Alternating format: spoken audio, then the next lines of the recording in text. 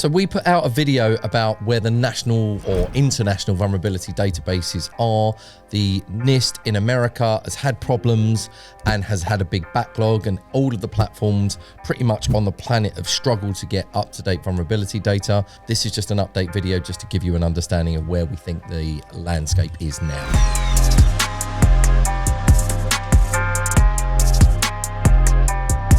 So we've got a video on the state of the MVD databases, and originally, just to give you the story in case you didn't see the original video, is that NIST in America has said that they had resource issues and couldn't look at every single vulnerability.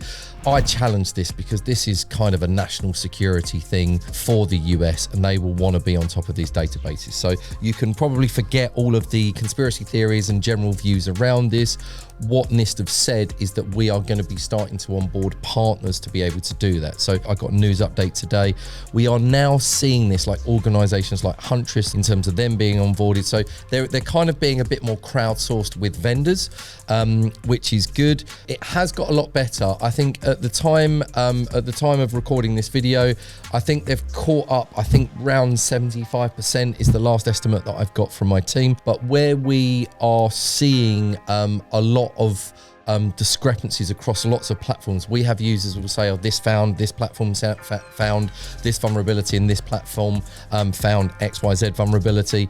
It definitely still seems to be messy, but it is getting better. I may be unpopular for having this view, but I just spend all day, every day with almost all of the vulnerability platforms on the planet, and Microsoft has got the best database. So anyone that's lucky enough to have the sort of Defender for endpoint, I think it's Business Premium now within the 365 subscription, your vulnerabilities in there, I think, are the best on the planet.